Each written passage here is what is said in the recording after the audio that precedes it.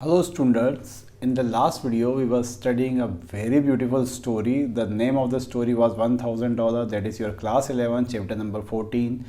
We studied in the part 1 some basic things or some very ordinary things about the chapter, but now the main suspense is going to reveal in the second part, and the part 2 is all about the Gillian. जो Gillian है हमारे जो young Gillian है उन्होंने बहुत ही शानदार तरीके से जो है एक खोज चालू कर दी है। वो हर किसी से ये पूछते फिर रहे हैं कि अगर तेरे पास $1000 होते तो तू उनका क्या करता। और इस तलाश में उन्होंने सबसे पहले अपने ओल्ड ब्राइसन को आजमाया। उनकी बातें उन्हें समझ नहीं आई।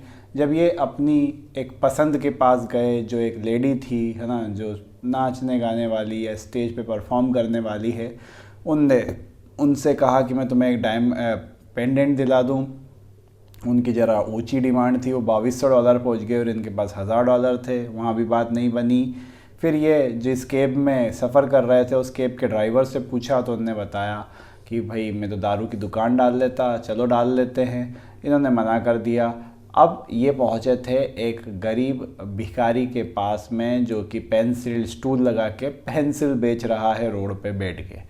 As I told you, $1000 is not a little amount। छोटी अमाउंट बिल्कुल नहीं है। $1000 आज भी 1 लाख की समथिंग हो जाएगी, और उस समय के हिसाब से देखा जाए तो आप ना 1 करोड़ माने तो 20-30 लाख तो मान ही सकते हो कि 20-30 लाख के आसपास उस समय होती होगी। तो वो कहते हैं कि $1000 का है ना क्या करना है, किससे पूछ रहे हैं। Excuse me, he said, but would you mind telling me what you would do if you had $1000? वो अंधे से जो पेंसिल बेच रहा है रोड पे बैठकर, उससे पूछते हैं कि एक्सक्यूज़ मी, क्या आप मुझे बता सकते हैं कि अगर आपके पास $1000 होते तो आप क्या करते। You go out of the cab that just dropped out, didn't you? अंधे आदमी ने बोला, अभी यहाँ पे एक कैब रुकी, आप उसी में से बाहर आए हो है ना। गिलियन कहता है आई डिड, हाँ वही हूँ मैं, है ना। I guess you are all right, said the pencil dealer, to ride in a cab by daylight. Take a look at that if you like, है ना। वो बहुत ही शानदार चीज़ होने वाली है यहाँ पर। पेंसिल बेचने वाला जो भिखारी है, अंधा है, वो उसे कहता है कि बहुत अच्छी बात है, दिन की रोशनी में भी आप कैब में घूम रहे हैं, है ना। बोले लगता है काफ़ी अमीर आदमी है। ज़रा ये एक नज़र डालिए इस चीज़ के ऊपर। वो एक छोटी सी अपने कोट के पॉकेट में से एक छोटी सी किताब निकालते हैं जो कि एक्चुअली है ना उस अंधे की बैंक की पासबुक है, और उसमें बैलेंस है $1785। ये अभी उससे क्या पूछ रहा था कि अंधे भाई साहब, अगर आपके पास $1000 होते तो आप क्या करते हैं। अंधे ने निकाल के बैंक खाता दिखा दिया, बोले तेरे से तो ज़्यादा ही मेरे पास $1785 ऑलरेडी पड़े, तो मेरे से ये मत पूछ कि क्या कर लेता है मेरे पास। वो अंधे ने उसको दिखाया कि मेरे पास तो $1785 तेरे से ज़्यादा पड़े हुए मेरे पास। गिलियन ने उसको बुक रिटर्न कर दी, कोई प्रश्न नहीं करा, कैब में बैठे और चले गए वहाँ से। I forgot something, he said. You may drive to the law office of Tolman and Sharp, Broadway.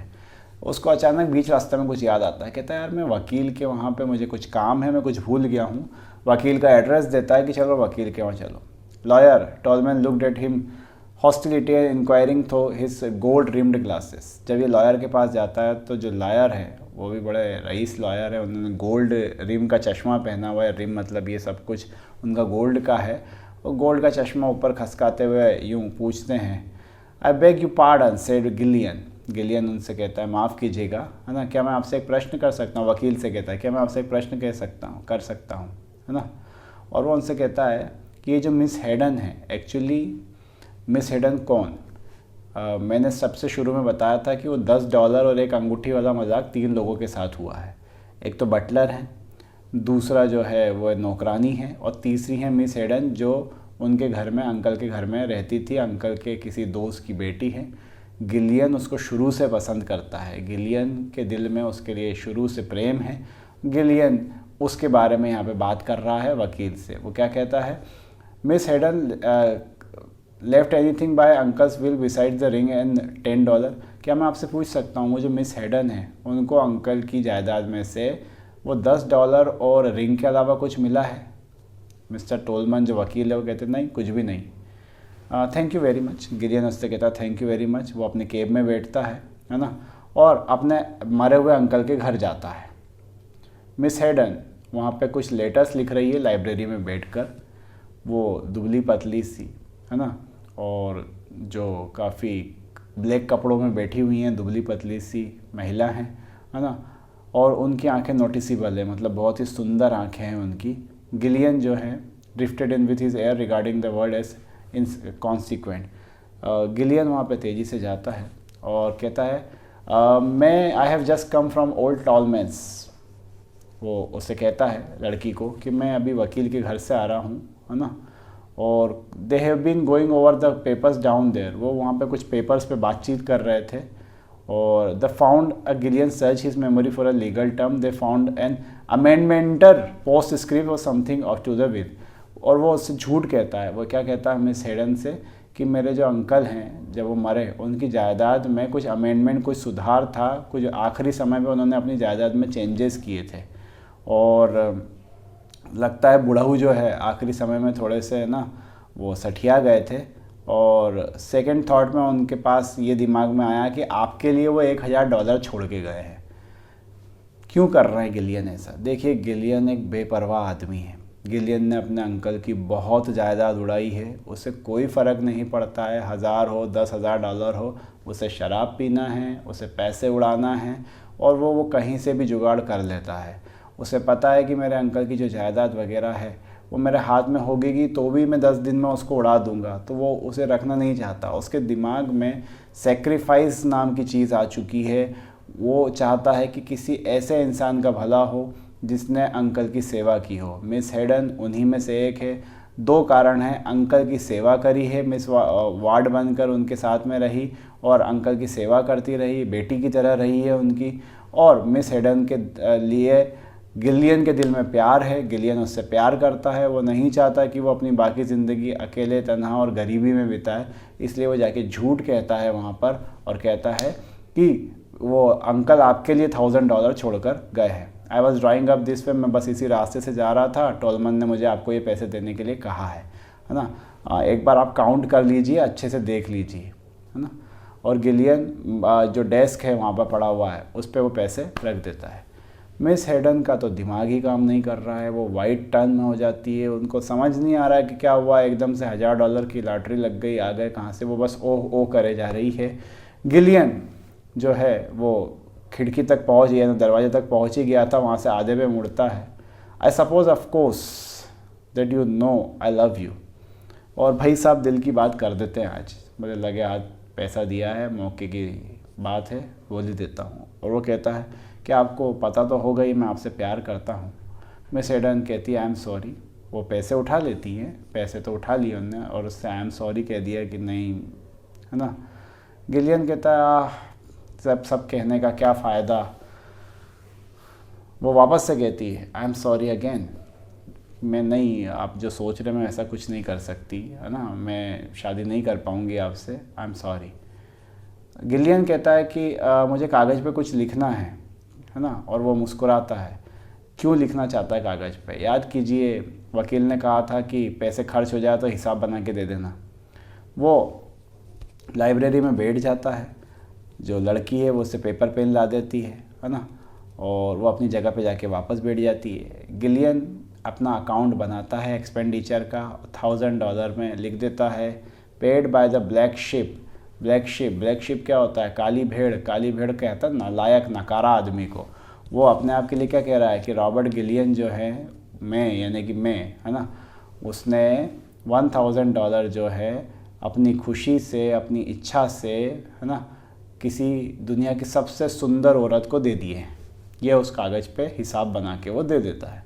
Gillian envelope को बंद करता है, हाथ में रखता है, कोट में फंसाता है। उसकी कैब बाहर इंतज़ार कर रही है। कैब को कहता है कि चलो टोलमन के ऑफिस, वकील साहब के घर जाता है। आई एक्सपेंडेड द $1000, और जाके वकील से कहता है भाई मैंने खर्च कर दिए $1000 पूरे के पूरे। To Tolman of the gold glasses, Tolman जो कि गोल्ड ग्लास पहनता है ना, और मैंने अकाउंट भी बना लिया है।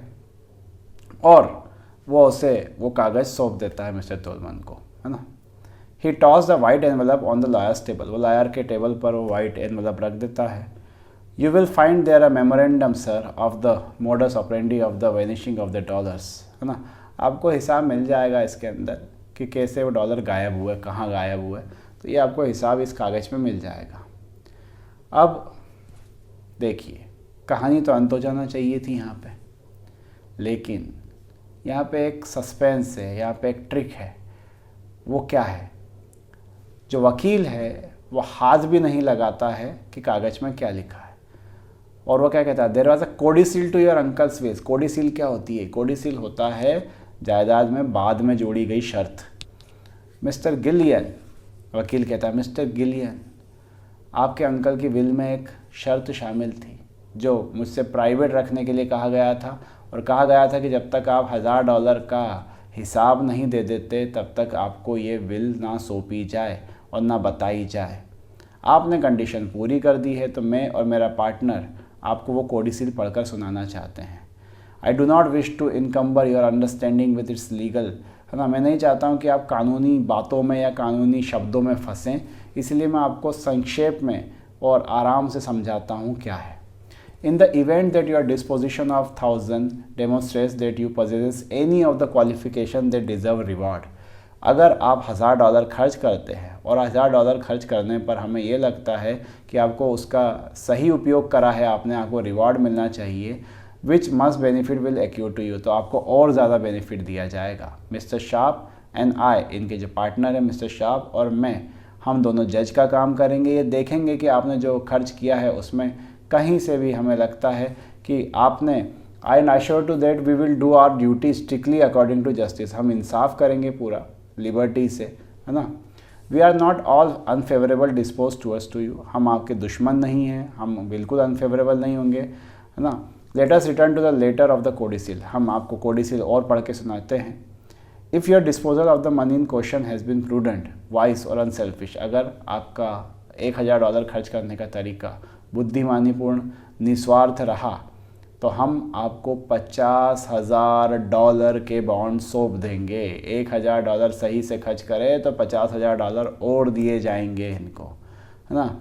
But is are client the late mister Gillian एक्सपीडी provide you have use this money as you have use in, लेकिन अगर ये पता चलता है कि जिस तरह से आप आज तक खर्च करते आए थे अंकल का पैसा, वैसे ही आपने इस $1000 को भी खर्च किया है, तो mister Gillian reprehensible dissipation among disputer associate the $50 is to be paid to, है ना, मिरियम हेडन। तो वो क्या कहता है कि अगर ये पाया गया कि आपने इसे बेकार में खर्च करा है, तो मिस हेडन को चले जाएंगे पूरे $50,000 जो कि मिस्टर गिलियन की वार्ड रही हैं, है ना, बिना डीले के।